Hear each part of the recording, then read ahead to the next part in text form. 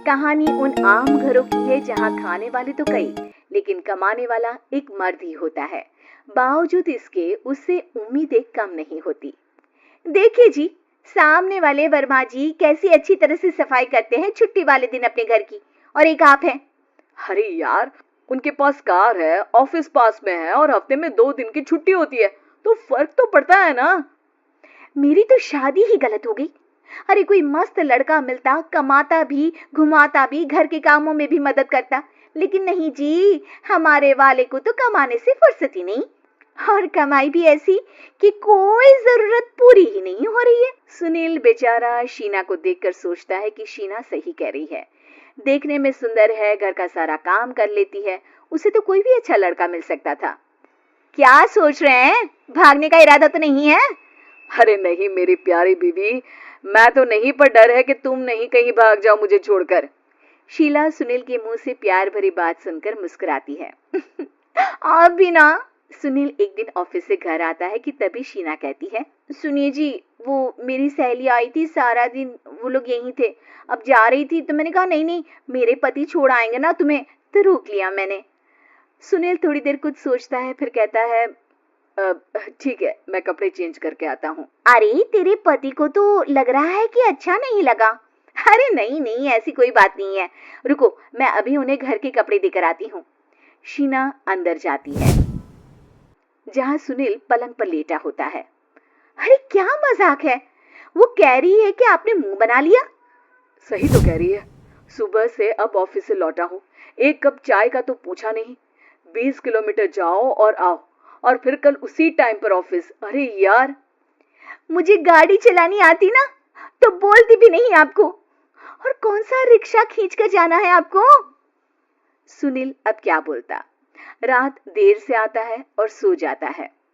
अगले दिन शरीर दर्द हो रहा है। अरे तो मत जाओ ना ऑफिस, चलते हैं ना मार्केट घूमने, फिर पिक्चर देखेंगे और रात में खाना खाकर घर वापस।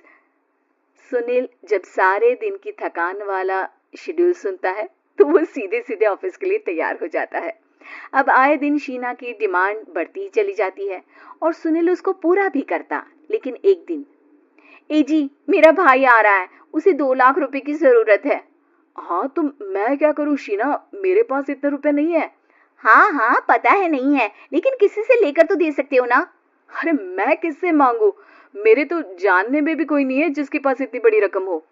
तभी वहां शीना का भाई शीनू आ जाता है। जीजा जी कैसे हैं आप? अब मैं ठीक हूँ शीनू, अचानक इतनी बड़ी रकम की जरूरत कैसे पड़ गई? अरे जीजा जी, वो बिजनेस शुरू किया ना, तो उसके लिए पैसे की जरूरत है। काफी हो चुका है, थोड़ा पैसा बचता है तो मैंने सोचा आपसे ले लूं। अब देखो, मेरे ऑफिस में कुछ लोग हैं जिनकी सेविंग अच्छी है, मैं उन लोगों से बात करके देखता हूँ। सुनील ऑफिस से किसी से पैसे लेकर शीना को दे देता है। शीना वो पैसा भाई को दे देती है 2 महीने बाद। अरे यार शीना, वो ऑफिस वाला आदमी अपने पैसे मांग रहा है, कैसे दूं? अपने भाई से बोलो ना पैसे दे दे। अरे हाँ हाँ दे देगा, कहाँ भागा जा रहा है, आप उनको बोल दो कि दे देंगे। थोड़े दिन बाद, शीना, वो आदमी मुझसे आज भी पैसे मांग रहा था यार, मैं तंग आ गया हूँ। ऑफिस जाते ही सामने उसका चेहरा दिखता है, क्या बोलूं, बार बार पैसे मांगता है। अच्छा मैं शीनू को फोन लगाती हूँ, बात करके देखती हूँ। शीना भाई को फोन करती है, लेकिन वो फोन उठाता ही नहीं। लगता है भाई कहीं ऐसी जगह है जहाँ नेटवर्क की समस्या होगी।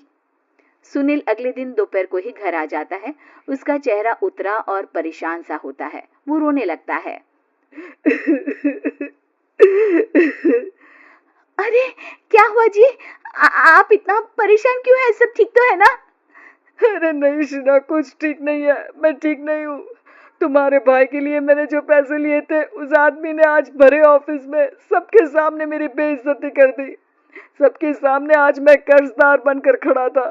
मैंने हर वो प्रयास किया घर चलाने के लिए जो मैं कर सकता था, लेकिन अब नहीं होगा। वो फिर रोने लगता है। अरे आप तो औरतों की तरह रो रहे हैं, मर्द हैं आप। क्यों, आदमी के सीने में दिल नहीं होता, या फिर वो इंसान नहीं मशीन होता है? अरे मैं थक चुका हूँ शीना, तुम समझती क्यों नहीं? मैं भी शारीरिक और मानसिक रूप से थकता हूँ, मैं भी आराम करना चाहता हूँ, सुकून चाहता हूँ। मैं अब कुछ नहीं कर सकता। कुछ नहीं। वो बैठ जाता है।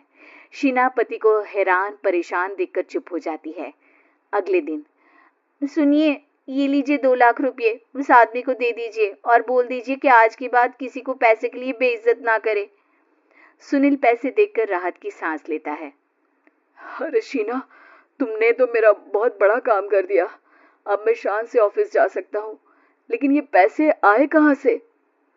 ये पैसे मैंने अपने गहनों को गिरवी रखकर लिया है। तुम ठीक रहो, निश्चिंत रहो, मैं बस यही चाहती हूँ। मुझे माफ करना, पर अब मैं समझ चुकी हूँ कि मर्द को भी दर्द होता है।